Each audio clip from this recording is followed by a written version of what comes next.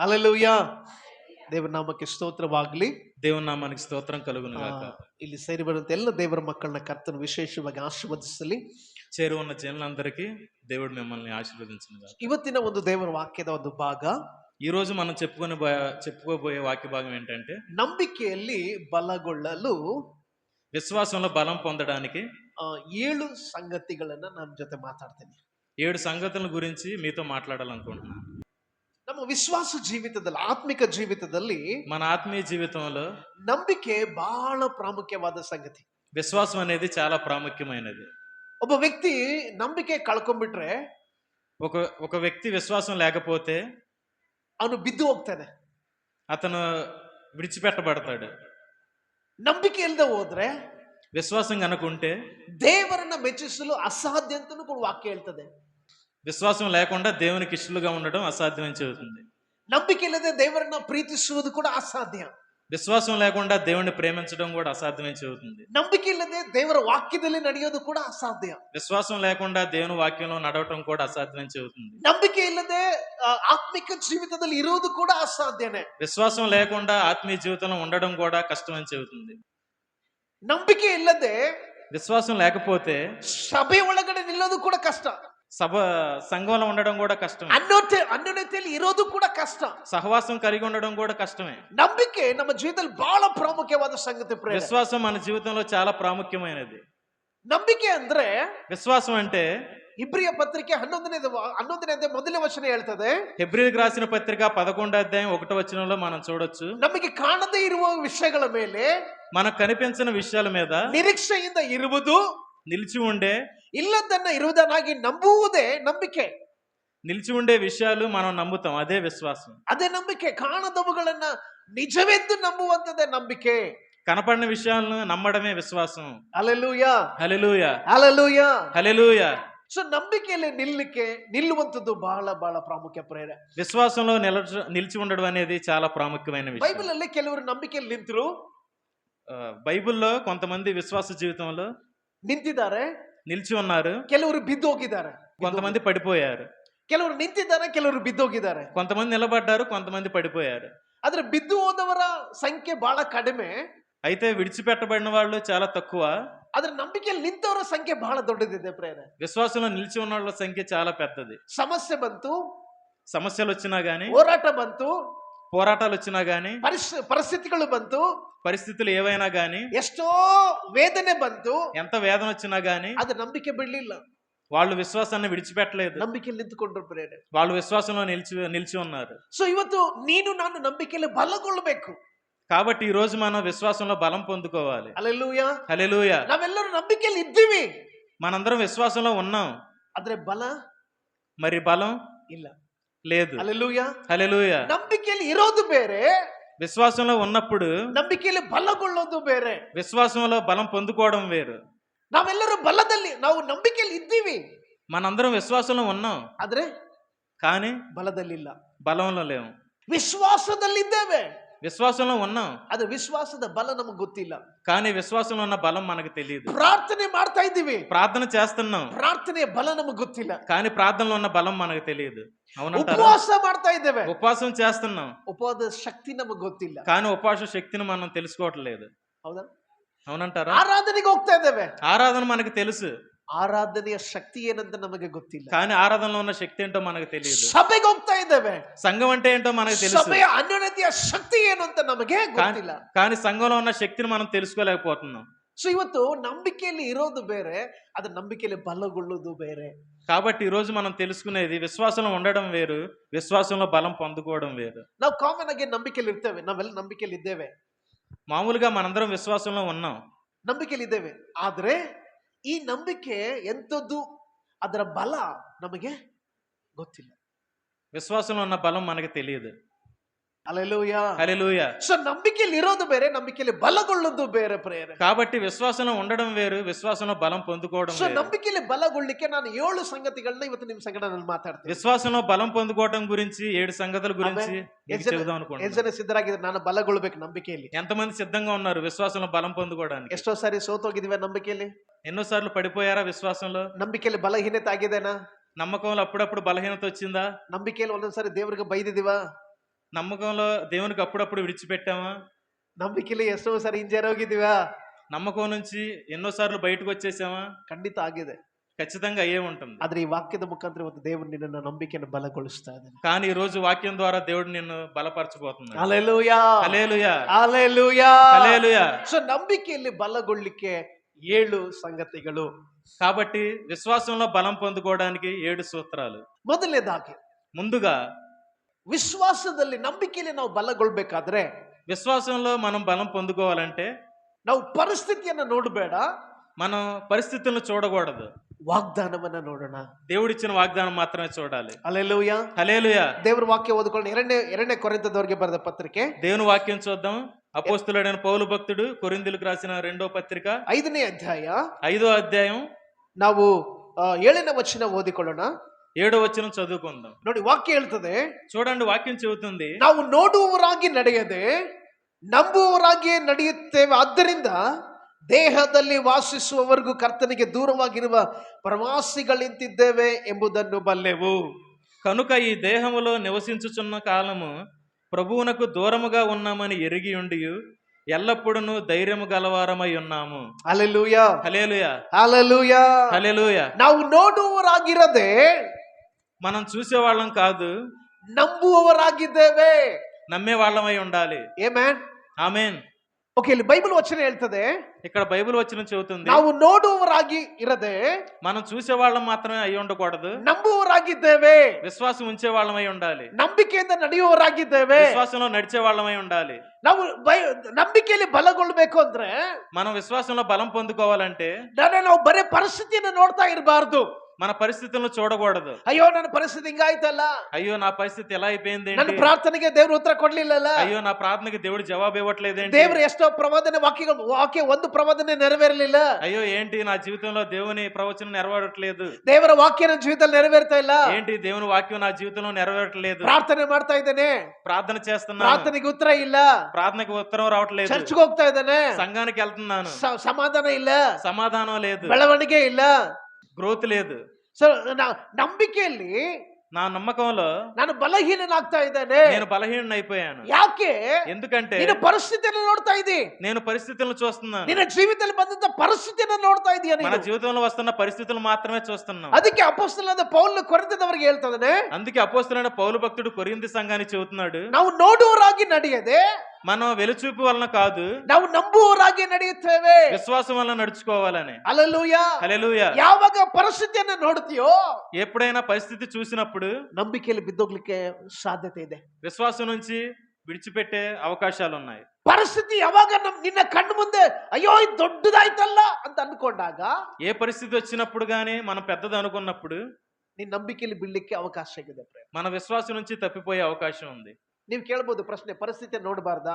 అయ్యో అంటే మీరు ఆ పరిస్థితి చూడొద్దంటారని మీరు అనొచ్చు. ಇಲ್ಲ, ಪರಿಸ್ಥಿತಿ ನೋಡು, ಇಲ್ಲಂತಿಲ್ಲ. కాదంటలేదు, పరిస్థితిని చూడండి. ಆದ್ರೆ ಪರಿಸ್ಥಿತಿಗಿಂತ ದೊಡ್ಡವನು ನಿನ್ನ ಜೀವಿತದಲ್ಲಿದ್ದಾನೆ. కానీ పరిస్థితి కన్నా పెద్దది మీ జీవితంలో ఉంది. ಪರಿಸ್ಥಿತಿನ ಬದಲಾಯಿಸುವಂತ ದೇವರು ನಿನ್ನ ಸಂಗಡ ಇದ್ದಾನೆ. పరిస్థితుల నుంచి బయటికి తీసుకొచ్చే దేవుడు మనకున్నాడు. ಪರಿಸ್ಥಿತಿನ ದೂರ ಮಾಡುವಂತ ದೇವರು ನಿನ್ನ ಸಂಗಡ ಇದ್ದಾನೆ. పరిస్థితులను దూరం చేసే దేవుడు మనతో ఉన్నాడు. ಹಲ್ಲೆಲೂಯಾ, హల్లెలూయా, ಹಲ್ಲೆಲೂಯಾ, హల్లెలూయా. ಹಾಗಾದ್ರೆ ಪರಿಸ್ಥಿತಿನ ನೋಡ್ತಾ ಇದೀಯಾ? మనం పరిస్థితులను చూస్తున్నామా? ಪರಿಸ್ಥಿತಿನ ದೂರ ಮಾಡುವಂತ ದೇವರನ್ನ ನೋಡ್ತಾ ಇದೀಯಾ? పరిస్థితులను దూరం చేసే దేవుడి వైపు చూస్తున్నామా? ನಾವು ಹೆಚ್ಚು ಪರಿಸ್ಥಿತಿಯನ್ನ ದೂರ ಮಾಡುವಂತ ದೇವರನ್ನ ನೋಡ್ಲಾರ್ದೇನೆ మనం ఎక్కువ పరిస్థితులను దూరం చేసే దేవుడి వైపు చూసినప్పుడు ಪರಿಸ್ಥಿತಿಯನ್ನು ನೋಡ್ತಾ ಇರ್ತೀವಿ. పరిస్థితులను చూడకూడదు. ಯಾಕಪ್ಪ ಇದು ಪರಿಸ್ಥಿತಿ ನನ್ನ ಜೀವಿತದಲ್ಲಿ ಹೆಂಗಿದೆ, అబ్బా ఎందుకు నాకు ఈ పరిస్థితి వచ్చిందని, ಏನ್ ದೇವ್ರೆ ಇಷ್ಟೆಲ್ಲ ಮಾಡ್ತಾ ಇದ್ದೀನಿ ಆದ್ರೂ ನನ್ನ ಜೀವಿತದಲ್ಲಿ ಹಿಂಗೆ ಇಟ್ಟಿದ್ಯಲ್ಲಪ್ಪ, ఏంటి దేవుడా నేను నీకు ఎంత చేస్తున్నాను అయినా నాకు ఇలా జరుగుతుందని. ನಾವು ಪರಿಸ್ಥಿತಿಯನ್ನ ನೋಡ್ತಾ ಇದ್ದೇವೆ ಪ್ರೇರಣೆ. మనం పరిస్థితులు మాత్రమే చూస్తున్నాం. ಕೆಲವು ಸಾರಿ ಕಾಮನ್ ಆಗಿ ನಮ್ಮ ಬಾಯಲ್ಲಿ ಬರುವಂತ ಮಾತುಗಳು, కొన్నిసార్లు మనం అనేస్తా ఉంటాం, ಸರ್ ನಾನು ಎಷ್ಟೋ ಚೆನ್ನಾಗಿ ಪ್ರಾರ್ಥನೆ ಮಾಡ್ತೀನಿ ಸರ್, సార్ నేను చాలా మంచిగా ప్రార్థన చేస్తున్నాను సార్, ಒಳ್ಳೆ ಆತ್ಮಿಕತೆಯಲ್ಲಿ ಬೆಳೀತಾ ಇದ್ದೀನಿ ಸರ್, ఆత్మీయ జీవితంలో కూడా ఎదుగుతున్నాను సార్, ಆದ್ರೆ ನನಗೆ ಬೆಳವಣಿಗೆ ಇಲ್ಲ.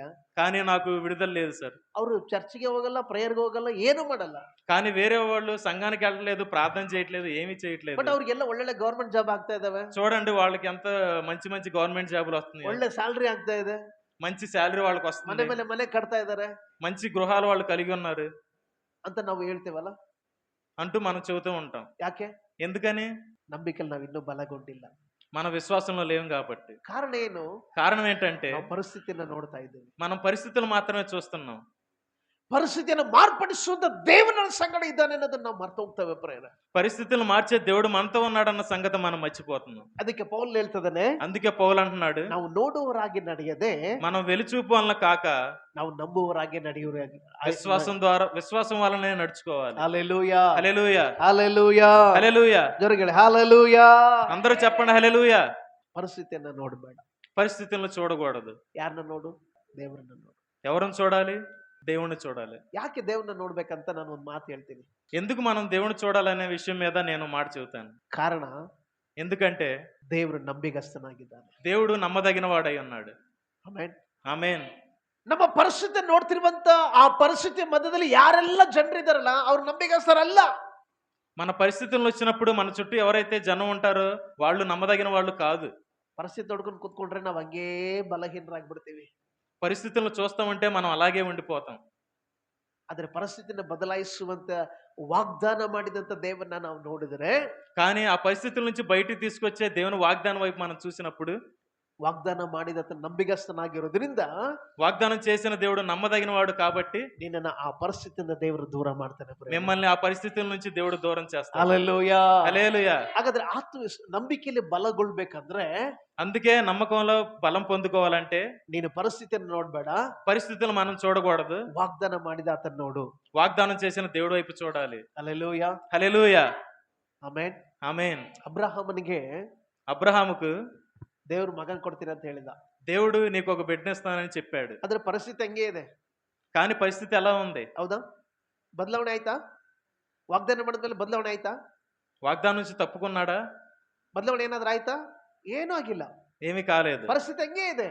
పరిస్థితులు అలానే ఉన్నాయి. ಆದ್ರೆ ಅಬ್ರಾಮನು కానీ అబ్రహాము ಪರಿಸ್ಥಿತಿಯನ್ನು ನೋಡ್ಲಿಲ್ಲ, పరిస్థితులను చూడలేదు. ಪರಿಸ್ಥಿತಿ ಬದಲಾವಣೆ ಆಗ್ಲಿಲ್ಲ ಅಂತ ಬಯಸ್ಲಿಲ್ಲ, పరిస్థితుల నుంచి నేను బయటికి రావట్లేదని ఆలోచించలేదు. ಪರಿಸ್ಥಿತಿ ಹಿಂಗೆ ಇದೆ ಅಂತೇಳಿ ಆತನ ಕುಗ್ಲಿಲ್ಲ. ఏంటి పరిస్థితి ఎలా ఉందని అతను అక్కడే కూర్చోలేదు. ಆದ್ರೆ ಅಬ್ರಾಮನಿಗೆ ಒಂದು ಮಾತು ಚೆನ್ನಾಗಿ ಗೊತ್ತಿತ್ತು. కానీ అబ్రహాముకు ఒక మాట బాగా తెలుసు, ನನ್ನ ಪರಿಸ್ಥಿತಿನ ಬದಲಾಯಿಸುವಂತ ವಾಗ್ದಾನ ಮಾಡಿದ ದೊಡ್ಡವನಿದ್ದಾನೆ. నా పరిస్థితుల నుంచి బయటికి తీసుకొచ్చే దేవుడు నాకు వాగ్దానం చేశాడు. హల్లెలూయా, హల్లెలూయా. ಅಬ್ರಾಮನ ಪರಿಸ್ಥಿತಿಯನ್ನು ನೋಡ್ಕೊಂಡು ಕೂತ್ಕೊಂಡಿದ್ರೆ ಮಕ್ಕಳಾಗ್ತಾ ಇರ್ಲಿಲ್ಲ. అబ్రహాము అలాగే పరిస్థితులు చూస్తూ కూర్చుంటే పిల్లోడు రాడు. ಅಬ್ರಾಮನ್ ಯಾರನ್ನ ನಂಬಿದ? అబ్రహాం ఎవరిని నమ్మాడు? ವಾಗ್ದಾನ ಮಾಡಿದ ಆತನ ನಂಬಿದ. ಪ್ರೇಮ, వాగ్దానం చేసిన దేవుణ్ణి నమ్మాడు. ಹಾಗಾದ್ರೆ ಪರಿಸ್ಥಿತಿ కాబట్టి పరిస్థితి ನಿನ್ನ ಮೇಲೆ ಬಂದಾಗಲೂ ಕೂಡ మీకు పైగా ఉన్నా గానీ ಅದು ನಿನ್ನ ಮೇಲೆ ಸಾಧಿಸ್ಲಿಕ್ಕೆ ಸಾಧ್ಯ ಇಲ್ಲ. మిమ్మల్ని అది సాధించడానికి వీల్లేదు. ಯಾಕೆ? ಪರಿಸ್ಥಿತಿನ ಬದಲಾಯಿಸುವ ದೊಡ್ಡವನು ನಿನ್ನೊಳಗಡಿದ್ದಾನೆ. ఎందుకంటే పరిస్థితుల నుంచి బయటికి తీసుకొచ్చే దేవుడు మనతో ఉన్నాడు. ಆಮೆನ್, ఆమేన్. ಸೊ ಹಾಗಾದ್ರೆ ನಾವು ನೋಡುವವರಾಗಿ ನಡೆಯದೆ, కాబట్టి మనం వెలుచూపు వలన కాకుండా ನಾವು ನಂಬಿಕೆಯಿಂದ ನಡೆಯುವವರಾಗಿದ್ದೇವೆ. విశ్వాసం ద్వారా మనం నడుచుకోవాలి. ಹಲ್ಲೆಲೂಯಾ, హల్లెలూయా. ಇವತ್ತು ನೀನು ಹಾದೋಗುತ್ತಿರುವಂತ ಎಲ್ಲ ಪರಿಸ್ಥಿತಿ ಏನಿದೆಯೋ, ఈ రోజు అలాంటి పరిస్థితులు ఏవైతే ఉన్నాయో ನಿನ್ನ ಪರಿಸ್ಥಿತಿಯನ್ನ ನೋಡ್ಬೇಡ, పరిస్థితులు మనం చూడకూడదు. ನಂಬಿಗಸ್ತನಾದ ದೇವರನ್ನ ನೋಡು. నమ్మకస్తుడైన దేవుని మాత్రమే చూడాలి. ವಾಗ್ದಾನ ಮಾಡಿದಂತ ದೇವರನ್ನ ನೋಡು. వాగ్దానం చేసిన దేవుని మాత్రమే చూడాలి. ವಾಗ್ದಾನದಲ್ಲಿ ನಡೆಸುವಂತ ದೇವರನ್ನ ನೋಡು. వాగ్దానంలో నడిపించే దేవుని మాత్రమే చూడాలి. ವಾಗ್ದಾನದಲ್ಲಿ ಈಗಲೂ ಕೂಡ ನಿತ್ಯ ನಿರಂತರವಾಗಿ ಇರುವಂತ ದೇವರನ್ನ ನೀನು ನೋಡು. వాగ్దానంలో ఎప్పటికీ కూడా నిలిచి ఉన్న దేవుని మాత్రమే చూడాలి. హల్లెలూయా, హల్లెలూయా, హల్లెలూయా, హల్లెలూయా. ಪರಿಸ್ಥಿತಿ ನೋಡಿ ಕಣ್ಣೀರಿಡಬೇಡ. పరిస్థితులను చూసి కన్నీళ్లు పెట్టుకోమాకండి. ಪರಿಸ್ಥಿತಿ ನೋಡಿ ದೇವರನ್ನ ಬೈಬೇಡ. పరిస్థితులను చూసి దేవుణ్ణి విడిచిపెట్టమాకండి. ಪರಿಸ್ಥಿತಿ ನೋಡಿ ಪ್ರಾರ್ಥನೆ ಮಾಡೋದನ್ನ ಬಿಡಬೇಡ. పరిస్థితులను చూసి ప్రార్థన చేయడం మానేమాకండి. ಪರಿಸ್ಥಿತಿಯನ್ನು ನೋಡಿ ದೇವರ ವಾಕ್ಯವನ್ನು ಓದುವಂತದ್ದು ಬಿಡಬೇಡ. పరిస్థితులను చూసి వాక్యం చదవకుండా ఉండమాకండి. ಆದ್ರೆ ಪರಿಸ್ಥಿತಿ ಬಂದ ಮೇಲೆ, కానీ పరిస్థితులు వచ్చినప్పుడు ಪರಿಸ್ಥಿತಿನ ದೇವರ ಬದಲಾಯಿಸ್ತಾನಂತ ವಾಗ್ದಾನ ಮಾಡಿದ ದೇವರನ್ನ ನಂಬು. పరిస్థితుల నుంచి బయటికి తీసుకొచ్చే దేవుడు మనకు ఉన్నాడని ఆ వాగ్దానాన్ని హల్లెలూయా, హల్లెలూయా, హల్లెలూయా, హల్లెలూయా. ನಿನ್ನನ್ನ ದೇವರು ವಾಗ್ದಾನದಡಿಯಲ್ಲಿ ಪರಿಸ್ಥಿತಿಯಿಂದ ದೇವರು ಹೊರಗಡೆ ತರಲಿಕ್ಕಿದ್ದಾನೆ. ಪ್ರೇರ, దేవుడు నీకు ఇచ్చిన వాక్యం ద్వారా నిన్ను బయటికి తీసుకొస్తాడు. ಆಮೆನ್, ఆమేన్, హల్లెలూయా. హల్లెలూయా. ಹಾಗಾದ್ರೆ ನೀನು ನಂಬಿಕೆಯಲ್ಲಿ ಬಲಗೊಳ್ಳಿಕ್ಕೆ, కాబట్టి మనం విశ్వాసంలో బలం పొందుకోవడానికి ಮೊದಲನೇ ಕಾರ್ಯ మొదటి కార్యం ఏంటంటే ಪರಿಸ್ಥಿತಿ ನೋಡಬೇಡ, పరిస్థితులను చూడకూడదు, ವಾಗ್ದಾನ ಮಾಡಿದ ಆತನ ನೋಡು. వాగ్దానం చేసిన దేవుని మాత్రమే చూడాలి. ಎರಡನೇದಾಗಿ రెండోదిగా ರೋಮಪುರದವರಿಗೆ ಬರೆದ ಪತ್ರಿಕೆ రోమిలకు రాసిన పత్రిక 4ನೇ ಅಧ್ಯಾಯ 4వ అధ్యాయం 20 ಮತ್ತು 21ನೇ ವಚನ. 20, 21 వచనాలు ಅಲ್ಲಿ చూద్దాం. ದೇವರ ವಾಕ್ಯ ಹೇಳ್ತದೆ, ఇక్కడ దేవుని వాక్యం చెబుతుంది, ದೇವರು ಮಾಡಿದ ವಾಗ್ದಾನದ ಮೇಲೆ ವಿಷಯದಲ್ಲಿ ಅವನು ಅಪನಂಬಿಕೆಯಿಂದ ಚಂಚಲ ಚಿತ್ತನಾಗಲಿಲ್ಲ, ದೇವರನ್ನ ಘನಪಡಿಸುವವನಾಗಿ ಆತನು ತನ್ನ ವಾಗ್ದಾನವನ್ನು ನೆರವೇರಿಸುವುದಕ್ಕೆ ಸಮರ್ಥನೆಂದು ಪೂರ ಭರವಸವಿಟ್ಟು ದೃಢ ನಂಬಿಕೆ ಉಳ್ಳವನಾದನು. అవిశ్వాసం వలన దేవుని వాగ్దానమును గూర్చి సందేహింపక దేవుని మహిమపరిచి ఆయన వాగ్దానము చేసిన దాన్ని నెరవేర్చుటకు సమర్థుడని రూఢిగా విశ్వసించి విశ్వాసం వలన బలము నొందెను. హల్లెలూయా. హల్లెలూయా. ಎರಡನೇದು ಬಹಳ ಇಂಪಾರ್ಟೆಂಟ್. ఈ రెండోది చాలా ముఖ్యమైనది. ಮೊದಲನೇದೇನು? ನಿನ್ನ ನಂಬಿಕೆಯಲ್ಲಿ ಬಲಗೊಳ್ಳಿಕ್ಕೆ ಮೊದಲನೇದೇನು? విశ్వాసంలో మీరు బలం పొందుకోవడానికి మొదటిగా చెప్పింది ఏంటి? ಪರಿಸ್ಥಿತಿ ನೋಡ್ಬೇಡ, పరిస్థితులను చూడకూడదు. ಏನ ನೋಡು? ఎవరిని చూడాలి? ದೇವರನ್ನ ನೋಡು. దేవుని వైపు చూడాలి. రెండోదిగా ನಿನ್ನ ಜೀವಿತದಲ್ಲಿ మన జీవితంలో ದೇವರು ಏನಾದ್ರೂ ತಡ ಮಾಡ್ತಾ ಇದ್ದಾನೆ ಅಂತಂದ್ರೆ ఏదైనా ఆలస్యం చేస్తానని చెప్పినప్పుడు ನಂಬಿಕೆ ಬಿಡಬೇಡ, విశ్వాసం నుంచి తప్పుకోకూడదు. ನಿನ್ನ ನಂಬಿಕೆಯಲ್ಲಿ ಬಲಗೊಳ್ಳಿಕ್ಕೆ ಎರಡನೇ ಒಂದು ಅಂಶ, మన విశ్వాసంలో బలం పొందుకోవడానికి రెండో అంశం ఏంటంటే ದೇವರು ತಡ ಮಾಡ್ತಾ ಇದ್ದಾನೆ ಅಂದ್ರೂ ಕೂಡ దేవుని ఆలస్యం చేసినా గానీ ನಂಬಿಕೆ ಮಾತ್ರ ಬಿಡಬೇಡ. విశ్వాసం నుంచి మాత్రం తప్పిపోకూడదు. ಹಲ್ಲೆಲೂಯಾ, హల్లెలూయా, ಹಲ್ಲೆಲೂಯಾ. హల్లెలూయా. ಹಬಕ್ಕೂಕ ವಾಕ್ಯ ಹೇಳ್ತದೆ, హబక్కూ గ్రంథంలో వాక్యం చెబుతుంది, ತಡವಾದರೂ ಅದಕ್ಕಾಗಿ ಕಾಯ್ದಿರು, అతను ఆలస్యం చేయొచ్చు ಅದಕ್ಕಾಗಿ ಕಾದಿರು. కానీ దానికి కారణం ఉంది. ದೇವರು ತಾಮಸವೋ ಇಲ್ಲದೆ ದೇವರು ಅದ್ಭುತ ಮಾಡ್ತಾನೆ. దేవుడు దాని తర్వాత అద్భుతం చేస్తాడు. ಹಲ್ಲೆಲೂಯಾ, హల్లెలూయా. ಅಲ್ಲಿ ಬೈಬಲ್ ವಚನ ಹೇಳ್ತದೆ, ఇక్కడ బైబిల్ వచనం చెబుతుంది, ದೇವರು ತಡವಾಗಿ ಮಾಡ್ತಾನಂದ್ರೂ ಕೂಡ ಚಿಂತೆ ಮಾಡ್ಬೇಡ. దేవుడు ఆలస్యం చేస్తాడని తెలిసినా కూడా చింతపడకూడదు. ದೇವರ ತಡೆ ಅನ್ನುವಂಥದ್ದು ನಿನ್ನ ಜೀವಿತದಲ್ಲಿ ಒಳ್ಳೆಯ ಸಂದರ್ಭ, ಒಳ್ಳೆ ಸಮಯ. ಅದು దేవుడు మన జీవితంలో ఆలస్యం చేస్తాడనే విషయం చాలా గొప్పదైన విషయం. ಕೆಲವು ಪ್ರಾರ್ಥನೆಗಳಿಗೆ ದೇವರು ತಡ ಮಾಡ್ತಾನೆ, ತಡ ಮಾಡಿ ಉತ್ತರ ಕೊಡ್ತಾನೆ. కొన్నిసార్లు మనం చేసిన ప్రార్థనలకి దేవుడు ఆలస్యంగా జవాబిస్తాడు. ಕೆಲವು ಅದ್ಭುತಗಳಿಗೆ ದೇವರು ತಡವಾಗಿ ಅದ್ಭುತಗಳನ್ನ ಮಾಡ್ತಾನೆ. కొన్నిసార్లు మన జీవితంలో అద్భుతాలు జరగాల్సినప్పుడు దేవుడు ఆలస్యం చేస్తాడు. ಕೆಲವು ಸಾರಿ ನಮ್ಮ ಜೀವಿತದಲ್ಲಿ ಆಗುವಂತ ಒಂದು ಒಳ್ಳೆ ಕಾರ್ಯಕ್ಕೆ ತಡೆ ಬರ್ತದೆ. కొన్నిసార్లు మన జీవితంలో జరగబోయే కార్యానికి దేవుడు ఆలస్యం చేస్తాడు. ನಾವು ಅಂದ್ಕೊಳ್ತೇವೆ ಸೈತಾನ್ ತಂದಾಕಿದಾನೆ ಇದನ್ನ ಅಂತ ಹೇಳಿ. మనం అనుకుంటాం, అయ్యో దుష్టుడు నా జీవితంలో జరిగిస్తున్నాడని. ಇಲ್ಲ, ನಾವು ಸರಿಯಾಗಿ ಪ್ರಾರ್ಥನೆ ಮಾಡಿಲ್ಲ ಅಂತ ಅನ್ಕೊಳ್ತೇವೆ. మనం అనుకుంటాం, అయ్యో నేను సరిగ్గా ప్రార్థన చేసి ఉండట్లేదు, ಇಲ್ಲೋ ಸೇವಕರು ಸರಿಯಾಗಿ ಪ್ರೇಯರ್ ಮಾಡಿಲ್ಲ ಅಂತ ಅನ್ಕೊಳ್ತೇವೆ. అయ్యో ఈ సేవకులు సరిగ్గా ప్రార్థన చేయట్లేదేమో, ಅಯ್ಯೋ ನಮ್ಮ ಮನೆಯಲ್ಲಿ ಪ್ರಾರ್ಥನೆ ಸರಿ ಇಲ್ಲ ಅಂತ ನಾವು ಅನ್ಕೊಳ್ತೇವೆ. నా ప్రార్థన సరిగ్గా లేదేమో మనం ಅಯ್ಯೋ అనుకుంటాం. ನಾನು ಕರೆಕ್ಟ್ ಆಗಿ ಆರಾಧನೆಗೆ ಹೋಗ್ಲಿಲ್ಲ ಅಂತ ಅನಿಸ್ತದೆ ಕೆಲವು ಸಾರಿ. అయ్యో నేను సరిగ్గా ఆరాధనకి వెళ్ళలేదని ఇలా జరుగుతుందని ಎಲ್ಲ అనుకుంటాం. ಮಾಡ್ತಾ ಇದೀವಿ ನಾವು, అన్ని చేస్తాం, ಆದ್ರೂ ದೇವರು ತಡ ಮಾಡ್ತಾ ಇದ್ದಾನೆ. కానీ దేవుడు ఆలస్యం చేస్తాడు. ಕಾರಣ ಏನು ಗೊತ್ತಾ? ఎందుకో తెలుసా? ದೇವರು ನಿನ್ನ ರೂಪಿಸ್ತಾ ಇದ್ದಾನೆ ಪ್ರಿಯ. దేవుడు నిన్ను బలపరుస్తున్నాడు. ದೇವರು ತಡವಾಗಿ ಮಾಡ್ತಾನಂದ್ರೂ ಕೂಡ ನಂಬಿಕೆ ಮಾತ್ರ ನೀನು ಬಿಡಬೇಡ. దేవుడు ఆలస్యం చేస్తాడని తెలిసినప్పటికి కూడా విశ్వాసం నుంచి తప్పిపోకూడదు. ಅಬ್ರಾಹ್ಮನನ್ನ ದೇವರು ಕರೆದಾಗ అబ్రహాముని దేవుడు పిలిచినప్పుడు ಎಷ್ಟು ವಯಸ್ಸು ಆತನಿಗೆ? అతనికి ఎంత వయసు? 75 ವರ್ಷದಲ್ಲಿ ದೇವರು ಅಬ್ರಾಹ್ಮನ್ನ ಕರೆದ. 75 సంవత్సరాలు ఉన్నప్పుడు అబ్రహాముని దేవుడు పిలిచాడు. ಕರೆದಾಗ ದೇವರು ಅಬ್ರಾಹ್ಮನಿಗೆ ಏನಂತ ಹೇಳ್ದ? పిలిచిన తర్వాత అబ్రహాముతో దేవుడు ఏమన్నాడు? ನಾನು ನಿನಗೆ ಒಬ್ಬ ಮಗನನ್ನು ಕೊಡ್ತೀನಿ, నేను నీకు ఒక కుమారుణ్ణి ఇస్తాను అన్నాడు. ಒಬ್ಬ ಮಗ ಕೊಡಕ್ಕೆ ದೇವರಿಗೆ ಎಷ್ಟು ದಿನ ಬೇಕು? ఒక కుమారుణ్ణి దేవుడు అతనికి ఇవ్వడానికి దేవుడికి ఎన్ని రోజులు కావాలి? ಏನು ಸೈಂಟಿಫಿಕ್ ಆಗಿ ಹೋಗೋಣ. సైంటిఫిక్ గానా సరే చూద్దాం. ಸೈಂಟಿಫಿಕ್ ಆಗಾದ್ರೆ 9 ತಿಂಗಳು ಬೇಕು. సైంటిఫిక్ గా మనం వెళ్ళినప్పుడు 9 నెలలు చాలు. ಸೊ ಅಂದ್ರೆ ಒಬ್ಬ ಸ್ತ್ರೀ ಗರ್ಭಿಣಿಯಾಗಿ ಮಗು ಹಿಡಿಬೇಕಾದ್ರೆ 9 ತಿಂಗಳು ಬೇಕು. ಓಕೆ, కాబట్టి ఒక స్త్రీ గర్భం ధరించడానికి 1 నెల సరిపోతుంది. 1-2-3 ತಿಂಗಳು ಮುಂದೆ ಹೋದ್ರೂ ಪರವಾಗಿಲ್ಲ.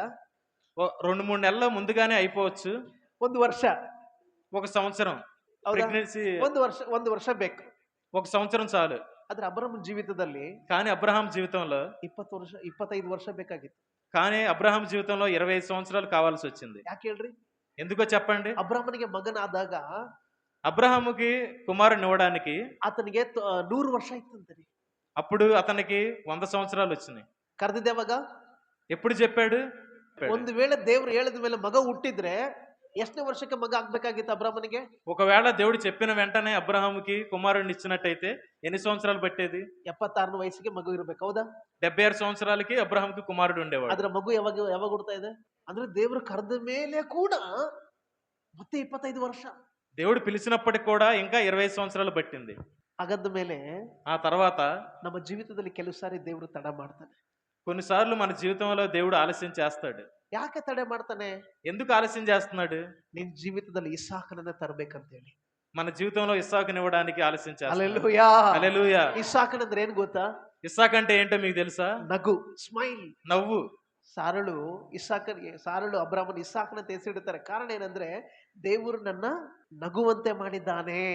శారా అతనికి ఆ పేరు ఎందుకు పెట్టిందంటే దేవుడు నాకు నవ్విచ్చాడని ఇస్సాకు అని పేరు పెట్టింది. ಹಲ್ಲೆಲೂಯಾ. హల్లెలూయా. ಹಲ್ಲೆಲೂಯಾ. హల్లెలూయా. ಹಲ್ಲೆಲೂಯಾ. హల్లెలూయా. ದೇವರು ತಡ ಮಾಡ್ತಾನೆ ಅಂತಂದ್ರೆ ದೇವರು ನಿನಗೋಸ್ಕರ ಏನೋ ಒಂದು ಅದ್ಭುತ ಇಟ್ಟಿದ್ದಾನೆ ಪ್ರೇರೆ. దేవుడు ఆలస్యం చేస్తున్నాడంటే నీ కోసం ఏదో అద్భుతం దాచి ఉంచాడనే అర్థం. ಹಾಗಾದ್ರೆ ನಂಬಿಕೆ ಮಾತ್ರ ನೀನ್ ಬಿಡಬೇಡ. కానీ విశ్వాసం నుంచి మాత్రం తప్పిపోకూడదు. ಹಾಗಾದ್ರೆ ನಂಬಿಕೆಯಲ್ಲಿ ಬಲಗೊಳ್ಳಿಕ್ಕೆ ಎರಡನೇ ಸಂಗತಿ, ఇది నమ్మకంలో విశ్వాసంలో బలం పొందుకోవడానికి రెండో సంగతి. ದೇವರು ತಡ ಮಾಡ್ತಿದ್ದಕ್ಕೂ ಕೂಡ దేవుడు ఆలస్యం చేసినా కూడా ನಂಬಿಕೆ ಮಾತ್ರ ಬಿಡಬೇಡ. విశ్వాసం నుంచి మాత్రం తప్పిపోకూడదు. ಅಬ್ರಾಮನ್ ನಂಬಿಕೆ ಬಿಡ್ಲಿಲ್ಲ ಅಂತ. అబ్రహాము విశ్వాసం నుంచి తప్పిపోలేదు. ಅಬ್ರಾಮನ್ ವಿಶ್ವಾಸ ಬಿಡ್ಲಿಲ್ಲ. అబ్రహాము విశ్వాసం నుంచి తప్పిపోలేదు. ಹಲ್ಲೆಲೂಯಾ. హల్లెలూయా. ತಡವಾದ್ರು ನಂಬಿಗಸ್ತನಾಗಿರು. ఆలస్యం చేసినా గానీ నమ్మకస్తంగా ఉండాలి. ಕೆಲವು ಸಾರಿ ದೇವರು ನಮ್ಮ ಪ್ರಾರ್ಥನೆಗಳಿಗೆ 3 ಉತ್ತರ ಕೊಡ್ತಾನೆ. కొన్నిసార్లు మనం ప్రార్థన చేసినప్పుడు దేవుడు 3 ఉత్తరాలు ఇస్తాడు. ಮೊದಲನೇ ಉತ್ತರ మొదటిది ఏంటంటే ವೆಯ್ಟ್. వేచి చూడు. ಎರಡನೇ ಉತ್ತರ రెండోది ఏంటంటే ಬೇಡ. ఇది వద్దు. ಮೂರನೇ ಉತ್ತರ మూడోది ఏంటంటే ಎಸ್. ఓకే. ಕಾದಿರು ಅಂತ ದೇವ್ರು ಹೇಳಿದಾಗ దేవుడు వెయిట్ చేయమని చెప్పినప్పుడు ನಾವೇನ್ ಮಾಡ್ಬೇಕು? మనం ఏం చేయాలి? ಕಾಯ್ಬೇಕು. వెయిట్ చేయాలి. ಸೊ ದೇವ್ರು ಹೇಳಿದಾನೆ ವೆಯ್ಟ್. దేవుడు చెప్పాడు కాబట్టి వేచి చూద్దాం. ಎರಡನೇ ಸಾರಿ ಪ್ರಾರ್ಥನೆ ಮಾಡಿದಾಗ ದೇವ್ರು ಎರಡನೇ ಉತ್ತರ ಕೊಡ್ತಾನೆ.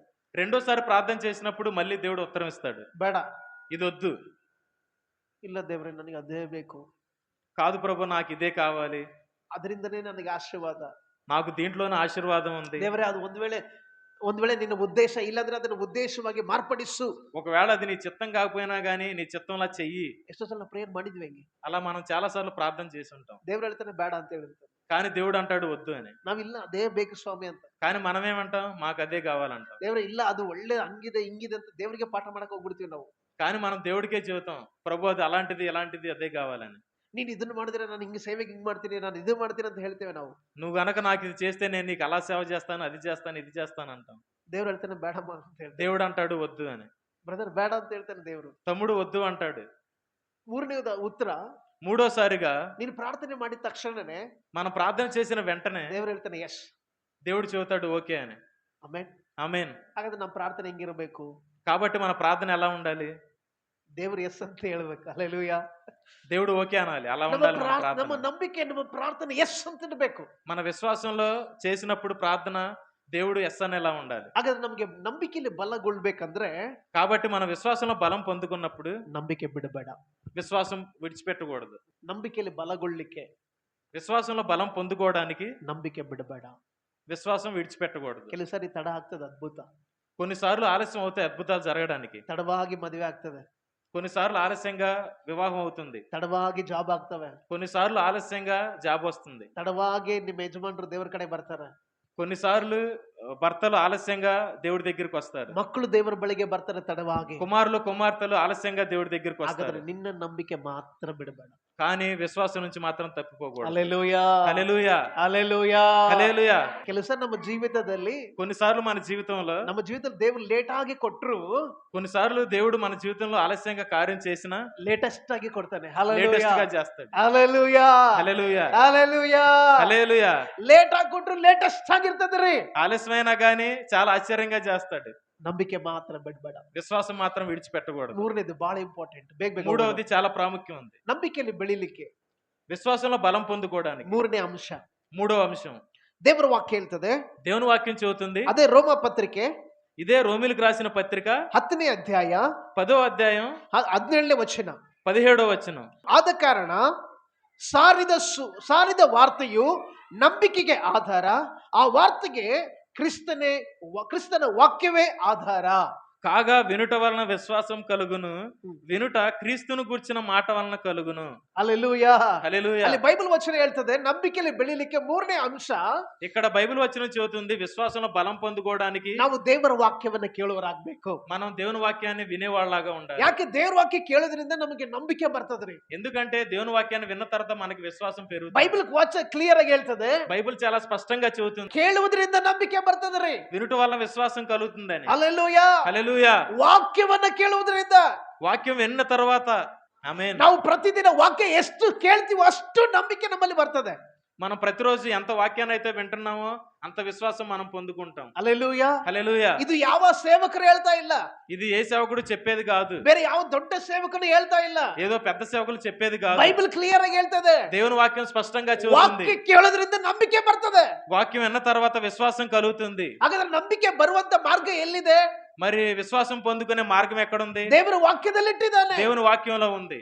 ದೇವರ ವಾಕ್ಯವನ್ನ ಕೇಳುವಾಗ దేవుని వాక్యం విన్న తర్వాత ನಮ್ಮಲ್ಲಿ ನಂಬಿಕೆ ಬರ್ತದೆ. మనకు విశ్వాసం కలుగుతుంది. ಅದ್ಭುತ ಆದ್ಮೇಲೆ ನಂಬಿಕೆ ಬರುತ್ತೆ ಅಂತ ಹೇಳಿ ಬೈಬಲ್ ಅಲ್ಲಿ ಎಲ್ಲೂ ಬರ್ದಿಲ್ಲ.